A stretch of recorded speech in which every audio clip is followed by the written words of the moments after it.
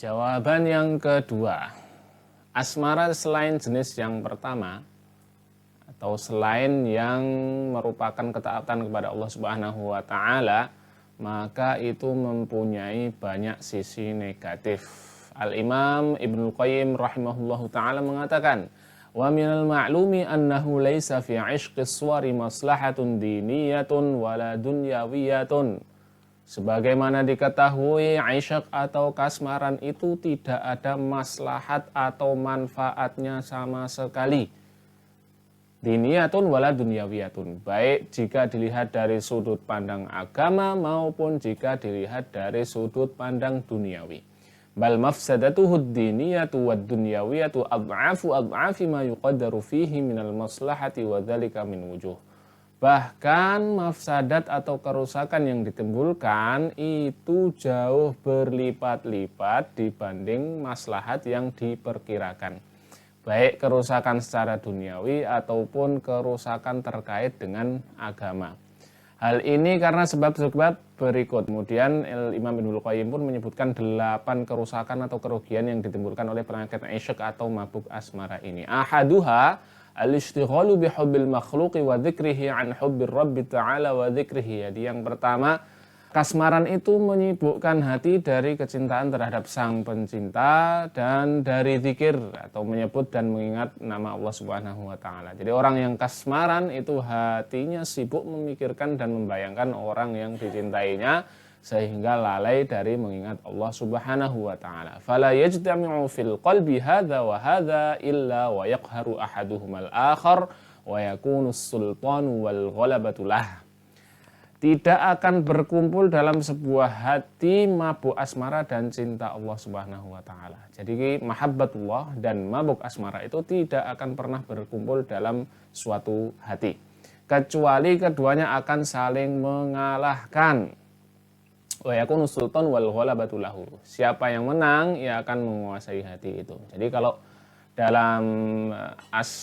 kalau asmara yang menang, maka kecintaan Allah Subhanahu wa taala itu akan menyingkir, maka mahabbatullah itu akan menyingkir dari dalam hati. Begitu juga dengan sebaliknya. Kalau kecintaan kepada Allah, mahabbatullah itu yang menang, maka asmara yang akan menyingkir dari dalam hati. Ats-tsani. Nah, yang kedua, kerusakan yang kedua yang ditimbulkan oleh penyakit aisyaq atau mabuk asmara, adzabu qalbihi bihi. Yang kedua adalah aisyaq atau kasmaran itu menyiksa hati. Fa inna man ahabba syai'an ghairallahi 'udziba bihi wala budda. Karena barang siapa saja yang mencintai sesuatu selain Allah Subhanahu wa taala, maka Allah Subhanahu wa taala akan mengazabnya dengan sesuatu itu. Dan hal ini la budda merupakan sesuatu keharusan yang mutlak adanya. Wal 'ishqu wa in istaladza bihi sahibuhu fa huwa a'zamu min 'adzabil qalbi. Dan aisyaq atau mabuk asmara itu meski dirasa nikmat oleh penderitanya, fahuwa a'zamu min 'adzabil qalbi. Pada hakikatnya merupakan azab yang besar yang menyiksa hati. Azab yang besar yang menyiksa hati penderitanya tersebut. Oleh karena itulah penyakit kasmaran ini disebutkan oleh para ulama sebagai penyakit hati yang sangat berbahaya. Kenapa? Ya, karena penderitanya justru menikmati penyakit ini. Nah, kalau orang sakit yang tidak merasa bahwasannya dia sedang sakit saja itu tidak bisa diharapkan ia akan berobat. Nah, bagaimana dengan orang sakit yang justru menikmati penyakitnya? Tentu akan lebih susah lagi untuk diharapkan dia akan berobat. Watsalis, kerusakan yang ketiga, anna qalbahu asirun fi qabdati ma'syuqihi yasumuhul hawan walakin li sakratihi la yash'uru bimusabihi. Yang ketiga adalah penderita aisyaq atau kasmaran itu hatinya tertawan fi qabdati ma'syuqihi, tertawan dalam genggaman kekasih yang ia cintai itu. Yasumuhul hawan, tertimpa kehinaan, walakin li sakratihi la yash'uru bimusabihi. Akan tetapi karena ia sedang mabuk asmara, namanya juga mabuk, maka ia tidak dapat merasakan kehinaan yang sedang menimpanya itu. Fa'aisyul 'asyiqi 'aisyul asiril muwaththaq wa 'aisyul khaliyyi 'aisyul musayyabil mutlaq.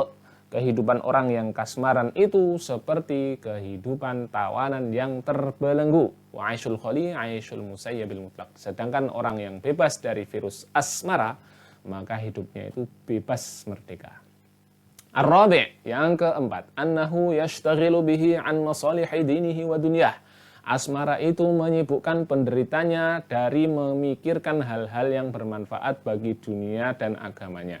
Falaisa syai'un adya'u li masalihid dini wa dunya min 'ishqis suwar. Tidak ada hal yang bisa merusak agama dan dunia seseorang melebihi penyakit ishq atau mabuk asmara. Mengapa bisa demikian? Amma masalihuddin fa innaha manutatun bilam sya'thil qalbi wa iqbalihi 'ala Allah wa 'ishqus suwari a'zamu syai'in tash'ithan wa tashtitan lah. Yang pertama, mengapa kok agama seseorang itu bisa rusak gara-gara asmara? Jawabannya adalah karena baik buruknya agama seseorang itu terkait erat dengan tingkat kefokusan hatinya kepada Allah Subhanahu wa taala, dan asmara ini membuat hati kehilangan fokusnya. Jadi sudah tidak fokus lagi terhadap Allah Subhanahu wa taala, maka dengan demikian agamanya pun pasti akan rusak.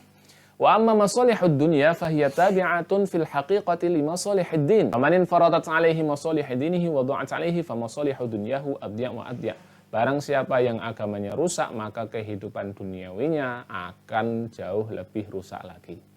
Al-khamis, yang kelima, anna afatid dunya wal akhirati asra'u ila usyaqis suwari minan nari fi yabisil hatab.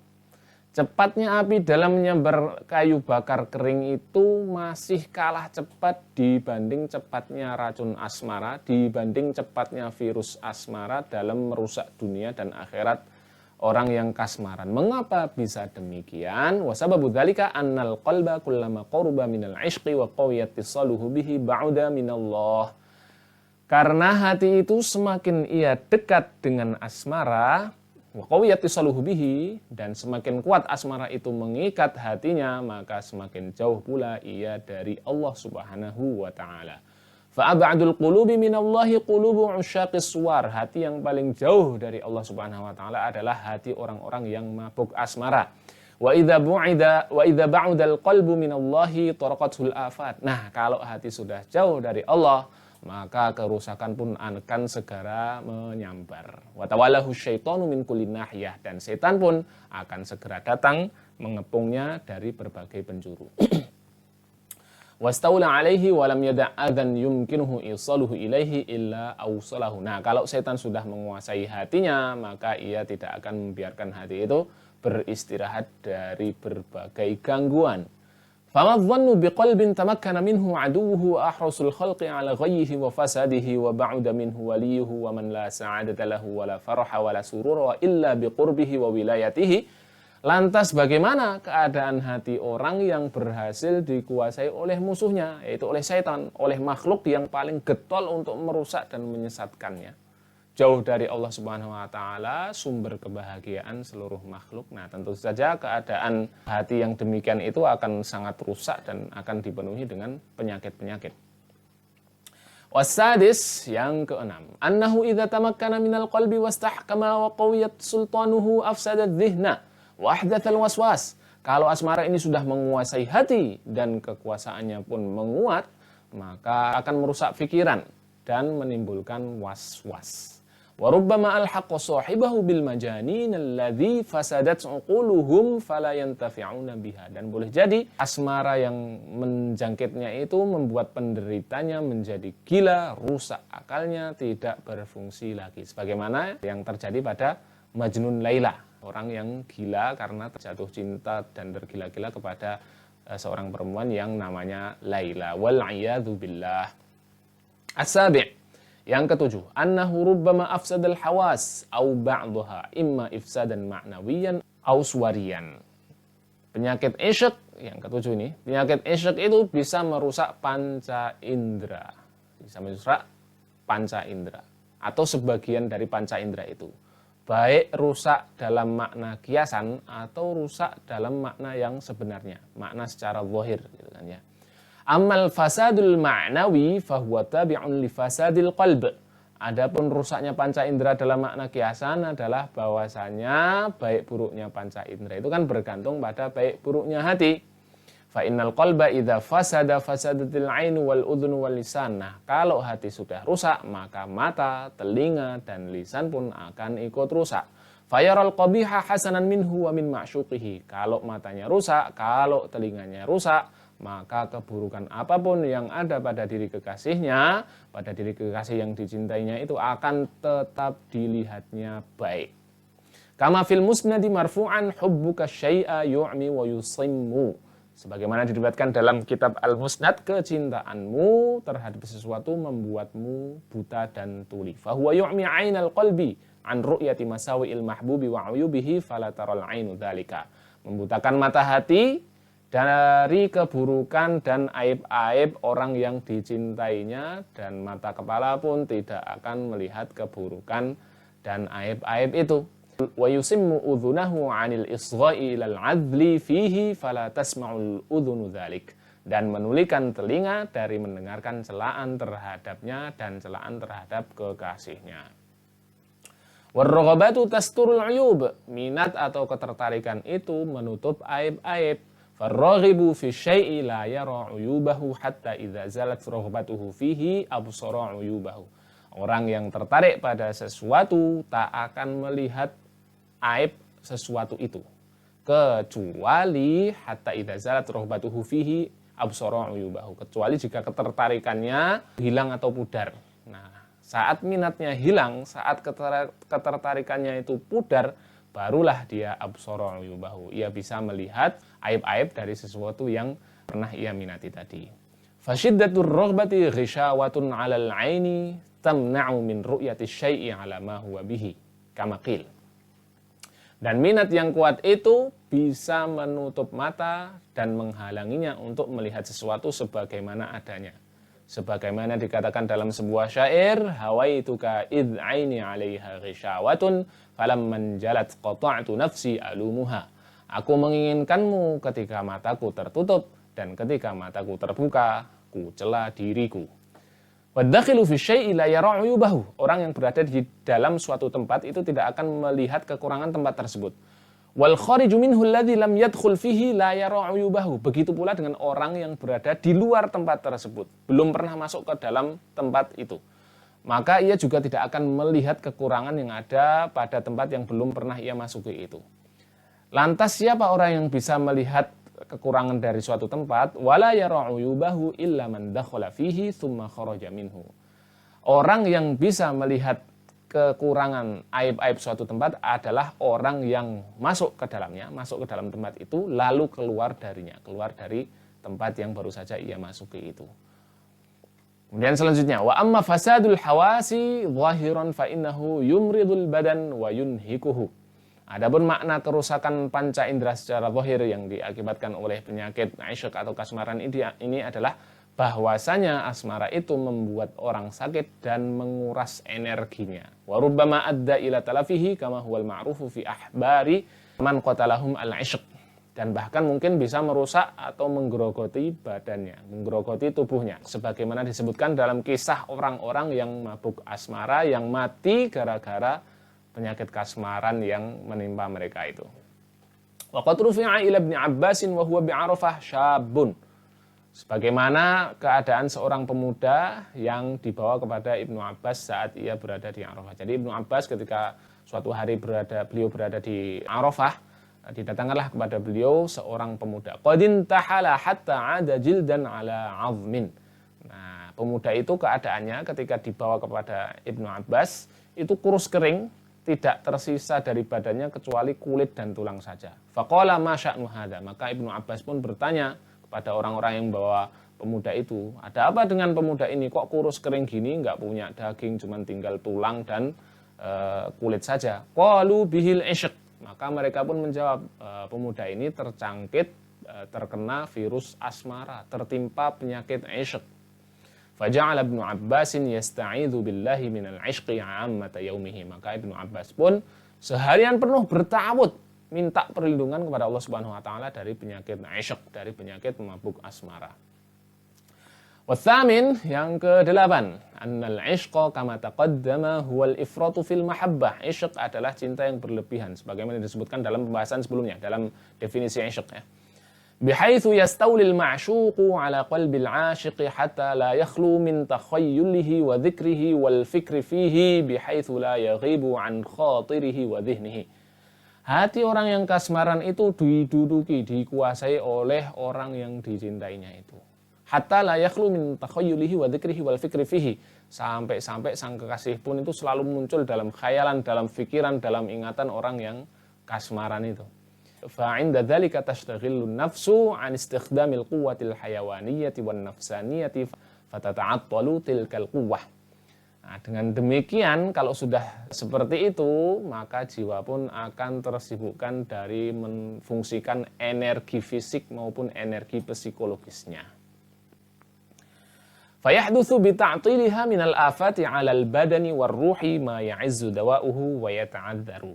Nah, kalau kedua energi itu sudah nganggur, tidak difungsikan lagi, tidak berfungsi lagi, maka akan timbul kerusakan pada tubuh dan rohnya.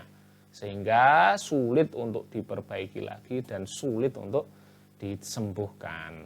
Fatataghayyaru af'aluhu wa sifatuhu wa maqasiduhu wa yahtallu jami'u dzalika fata'jizul basharu an salahihi. Kalau sudah demikian, maka tingkah laku, sifat-sifat dan tujuan atau cita-citanya pun akan berubah dan menjadi tidak teratur lagi. Fata'jizul basharu an salahihi. Maka kesembuhannya pun akan sulit diusahakan oleh manusia. Wal 'ishqu mabadi'uhu sahlatun hulwah wa awsatuhu hammun wa syughlu qalbin wa saqam wa akhiruhu 'atabun wa qatlun in lam tadarakhu 'inayatun minallahi ta'ala. Asmara itu awalnya mudah dan manis. Wa awsatuhu hammun wa syughlu qalbin wa saqam. Akan tapi pertengahannya kehundahan, kegelisahan, kegundah gulanaan dan sakitnya hati. Wa akhiruhu 'atabun wa qatlun. Dan endingnya dan akhirnya itu adalah kehancuran atau kematian. In lam tatadarakhu inayatun minallahi ta'ala. Kalau pertolongan Allah Subhanahu wa taala tidak sampai pada orang yang kasmaran tadi. Wa dzanbu lahu fahuwal jani 'ala nafsihi. Nah, terus siapa yang berdosa kalau sudah seperti ini? Ya, bukan siapa-siapa. Orang yang mabuk asmara itulah yang mendapat dosanya sendiri. Ialah yang mencelakakan dirinya sendiri itu. Ia yang melemparkan dirinya dalam kebinasaan. Waqad qa'ada tahtal mathalis sa'ir yadaka au kata wa fuka nafakh. Sebagaimana dikatakan dalam pepatah yang masyhur, pepatah Arab ini, tanganmu yang mengikat, tanganmulah yang mengikat dan mulutmulah yang meniup. Atau kalau dalam bahasa Indonesia, pepatah yang mirip itu, siapa menanam dia menuai. Nah, jadi kesimpulannya yang pertama adalah bahwasanya kasmaran kepada orang yang haram untuk dinikahi, haram untuk dimiliki, atau kasmaran kepada orang yang secara takdir bukanlah jodoh kita, itu tidak ada manfaatnya sama sekali, bahkan mafsadatnya sangat besar. Diulangi, kasmaran kepada orang yang haram untuk dinikahi, haram untuk dimiliki, atau kasmaran kepada orang yang secara takdir bukan jodoh kita, jadi terhalang secara takdir, maka kasmaran seperti itu tidak ada manfaatnya sama sekali, bahkan mafsadatnya sangat besar. Nah, oleh karenanya apabila kita terjangkit penyakit ini, penyakit isyq jenis kedua atau jenis ketiga, yaitu kasmaran kepada selain istri atau budak wanita yang dimiliki, maka sebagaimana dijelaskan sebelumnya, lebih baik bagi kita untuk melawan perasaan itu dan berupaya untuk menghilangkannya. Terlebih kalau masih pada level permulaan, lebih mudah untuk dihilangkan. Bukan malah memupuknya dengan sering memandangi wajah sang kekasih, sering ketemu, sering ngobrol. Karena kalau penyakit kasmaran itu sampai pada level pertengahan atau sampai pada level puncak, maka penyakit ini bisa menguasai hati, membutakan mata, menulikan telinga, dan merusak akal. Membuat penderitanya itu jadi kalap. Nah, kalau sudah kalap, maka orang itu bisa ngelakuin apa aja. Bisa bunuh diri, bisa membunuh orang lain, bahkan bisa murtad hanya demi berkumpul dengan kekasih yang dicintainya itu. Sebagaimana kita telah simak bersama ya pada kisah-kisah orang yang mabuk asmara di bahasan yang pertama, di bahasan definisi isyq itu. Kemudian yang kedua, langkah-langkah yang sebaiknya ditempuh oleh orang yang merasakan gejala kasmaran. Nah, kalau orang yang dicintainya itu adalah halal untuk ia nikahi, halal untuk ia miliki, dan mungkin untuk ia nikahi atau ia miliki, maka baiknya ia segera menikah dengan orang yang dicintainya itu, ia halalkan asmaranya itu, agar asmaranya itu menjadi asmara jenis pertama, jenis kurbah dan ta'ah. Nah, yaitu asmara yang merupakan bentuk ketaatan kepada Allah Subhanahu wa taala. Nah, kalau semisalnya orang yang dicintainya itu tidak halal untuk ia nikahi, atau halal tapi terhalang oleh takdir, bukan jodohnya, ngelamar akhwat nih, tapi ditolak gitu kan ya, atau kekasih yang dicintai nikah dengan orang lain, maka sebaiknya yang demikian itu segera berupaya untuk menghilangkan perasaannya, dan segera memalingkan dan menyibukkan hatinya dengan perkara yang lebih bermanfaat. Nah, karena asmara ini adalah salah satu di antara jenis cinta, dan cinta ini ada di dalam hati, maka cara yang paling ampuh untuk bisa berpaling dari kasmaran yang terlarang, kasmaran yang tercela, itu adalah dengan mengisi hati dengan jenis kecintaan yang lebih bermanfaat, yang insya Allah akan kita bahas bersama pada jawaban yang ketiga berikut ini.